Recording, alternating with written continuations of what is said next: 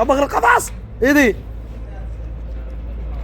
تمام شباب هاي القمله شوفوها. نشوف شباب هاي المفاجأة طبعا راح نألفها. الله الله الله الله. شلت لكم رقاية ايش تسوي هنا؟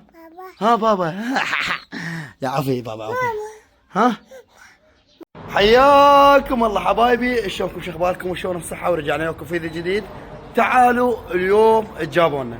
طبعا صديقي واخوي علاوي جاب لنا طيرة حبايبي مسوفة ومقلوبة. المقلوبة شنو؟ جناحها واقف. فاليوم راح ناخذها انا وانتم للدكتور ونشوف شنو العلاج اللي راح يعطينا الها. تعالوا ويانا وقبل لا نبلش حبايبي ونشوفكم شكو ماكو نريد منكم اللايك، واذا كنت ما مشترك بالقناه اشترك حتى تشوف الفيديوهات القادمه ان شاء الله. تعالوا ويانا شباب. هاي الطياره شوفوا ما شاء الله شباب، كلكم صلوا على محمد وال محمد. طبعا الجمال ما شاء الله ما اسولف لكم عليه. وشباب المسوفه اسرع اسولف لكم عليه. شوفوا جناحه شلونه، هذا جناحه شلون مقلوب. شوف جناحه ومسوفه ضعيفه. تعال بس واخر القفص، تعال ابغى القفص ايدي. ومسوفه العظم مال الصدر صاير يعني طالع. شوفوا هذا مضروب وجناح هذا المقلوب. تعال لا تعال على افتح الباب.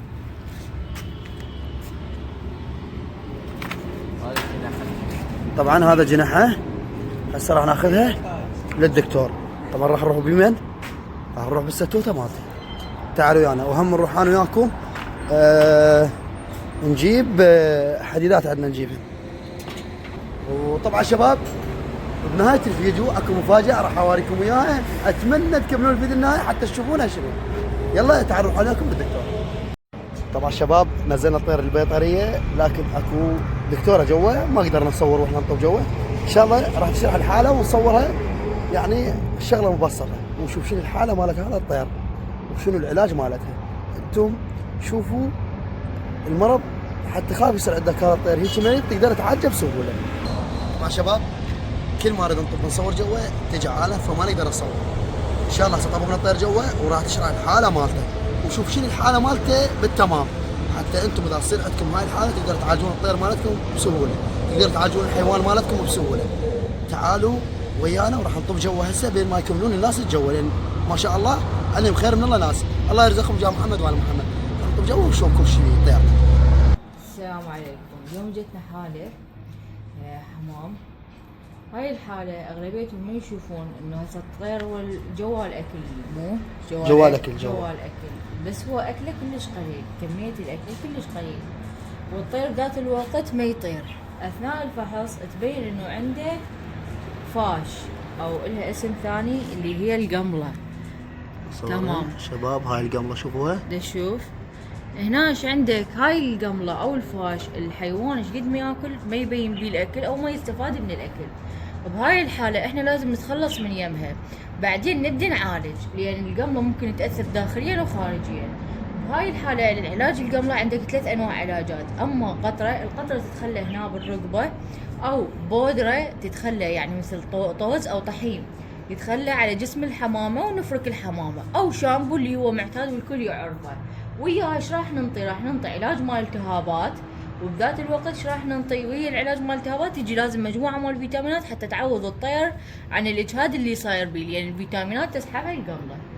طبعا شباب كل هذا وكل هاي الهوسه وسبب مرض هذا الطير هو القمل واللي انتم شفتوه بالفيديو.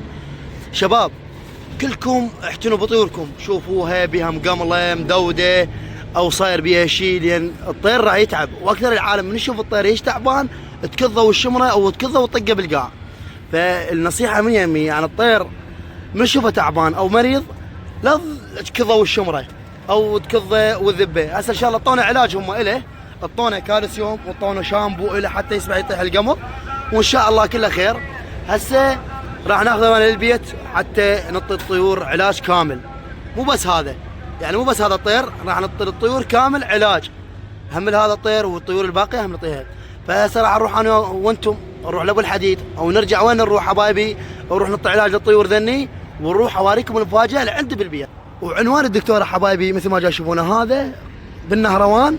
الصوره مال ابو مهدي المهندس هاي شوفوها هاي صورة مال ابو مهدي المهندس، وصورة الشهداء مال سرايا السلام.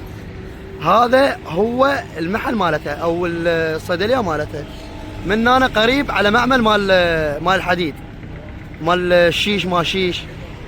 السلام ورحمة الله. طبعا شباب وصلنا للبيت حتى نخليهن علاج، وطبعا ذن طيور علاوي هنا نخليهن. هنا الطيور ما راح نطلعهن لكم ان شاء الله بالفيديوهات القادمه، نطلعهن لكم لان هو ما يقبل، ما اعرف ليش. وهاي الخانه بيها طيور مو؟ وهاي الخانه هم بيها طيور، بس احنا كل شغلنا على هذا الطير. كل شغلنا هسه راح نخلي له علاج ونرتب الوضعيه مالته، وشوفون شلون راح نخبط هذا العلاج. طبعا جبنا له علاج شامبو، وجبنا له يعني مال التهابات، مال ديدان، مكمل غذائي للطير حتى يعيد نشاط الطير. وشباب انا من اقول طير يعني مو طير، هي طيره بس احنا الماشيه عندنا طير يعني. هاي الطيره شوفوها، وشفتوا الديدان شلون بجناحها. ديدان هي سبب هلاك هذا الطير. يعني انت الطير اذا تريد مثلا تشوف طيرك ايش بيه، مريض ما مريض، لازم تقلبه تشوفه خاب بيه ديدان هاي حتى ما يتعب عندك. ولازم بين فتره وفتره تخليه علاج مال ديدان، يعني بث او فاش او قمل. ديدان مو بالبطن، يعني ديدان احكي لكم على القمل اللي بيه. وراح تقولوا لي جعفر ليش ما راح اطلع هذه الطيور؟ الشباب علاوي قال لي جعفر طيور عزيزات علي وطيور حلوات وما اقدر اطلعهن، يعني السبب العين من المنطقه ما ادري شنو، لان المنطقه كلها متابعتنا ما شاء الله، فيخاف عليهن. قال لا صور بس هذا الطير. طبعا شباب الخبطه مالت العلاج هاي دول كلترين، تخلي كم لتر هنا؟ تخلي 5 لترات على 10 خواشيق، او تخلي 2.5 لتر على يعني كل لتر تخلي لها خاشوقه. هسه هذا اللترتين راح نخلي لها خاشوقتين. وهذا هو العلاج هسه راح نشوفكم اياه، تشوفونه. شوفوا هذا العلاج. جبت خاشوقه؟ خاشوقه مال شاي، مو خاشوقه مال اكل وتطحنون الطير طحل. يخلص العلاج. يلا علاوي ترجف ايش بيك؟ لك ما ارجع فيها، هاي شده قويه شوي. هسه خلينا ايش قد؟ لترين. عشان نخلي لهن، نخليهن خاشوقتين ونص. لا العفو خاشوقتين. اخلي انا اخلي خاشوقتين. بعد اخلي. يلا حط. بعد خلي مي؟ ايه. هاي خاشوقه، هاي 2، هاي 3، وهاي 4، يعني 10 او هاي 5. 10 خواشيق. يعني 10 خواشيق على 5 لترات. ايه. لا ايه. يلا 10 خواشيق. 10 هاي قد؟ هسه 6، 7، هاي 8، وهاي 9، وهاي 10. طبعا راح نخلي بعد مي فوقها، لازم نخلي بعد لترين ونص حتى يصير عندنا شنو؟ العفو هسه بعد راح تخلي فيش قد؟ تخلي بعد 3 لترات. 3 لترات هي اسمها لترات؟ انتم لترات لو لترات، احنا نسميها لترات. شباب انتم بس شوفوا صار كنا زيت مال سيارات. هذا الدهن مال سيارات شايفينه؟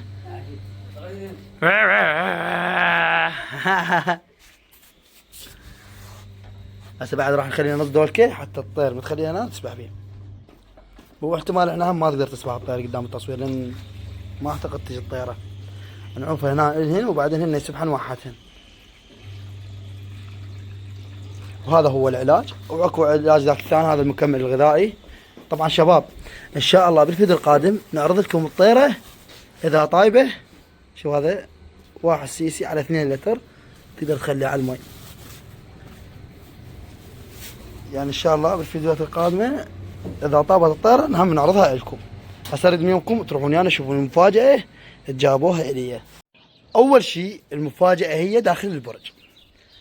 ثاني شيء شباب من قلت لكم راح اعدل البراجه وارتبهن. انا شباب من اريد امنتج، لو اريد اسوي لي شغله، لو اريد مثلا اصور، لو اريد مثلا انشر على التواصل الاجتماعي، احنا ما شاء الله عائلتنا كلها كبيره وخير من الله. هوسه يعني هوسه بشكل مو طبيعي، فقررت احد البراجه اسويها غرفه الي وارتبها. تعالوا شوفوها. يا شباب هذا هو البرج اللي سديته منه او راح على البخ الداخل واخلي له شغلات كلش ترتيبيه واصبغنه اسود. المهم تعالوا وياي. طبعا انا اخذت لي فتره هنا جوا هنا اكنك واكل حب وشبس وارتب شغلات شباب. هاي المفاجأة، صلاة على محمد شباب. هاي المفاجأة طبعا راح نألفها. الله الله الله الله، ان شاء الله راح نألفها لكم ونشوفكم شلون راح تتألف وشلون الطير نألفه. شباب الطير شلون تألفه بسهولة بالفيديو القادم ان شاء الله راح اشرح لكم. اذا كتبونا بالتعليق اذا تريدون شلون نألف الطير راح نألفه لكم. رقاية ايش تسوي هنا؟ ها بابا يا عفي بابا عفي. ها من ماما؟ يلا روحي له روحي له. يعضش يعضش. يلا روح روح روح روحي روح روح. شباب طبعا الفيديو القادم ان شاء الله راح نشوفكم شلون راح نألف الطير وشلون نسوي لكم اياه اليف وبالترتيب وشويه شويه لحد ما نكبره ونسويه شلون يجينا وشلون نرتب. راح ارتب لكم هم قفص بالفيديو القادم له وترتيب. وكتبونا بالتعليق شلون نألف الطير، انا اعلمكم شلون نألفه. طبعا انا عايفه بهذا البرج هنا لان بالليل هنا بنجي اقعد هنا. شو اسوي؟ اجيب لنا هنا يمه واظل اوكل بيه. تعال بابا تعال تعال سد الباب سد الباب سد الباب سد الباب. تعال سد الباب. لا تطبين لا تطبين لا تطبين لا تطبين.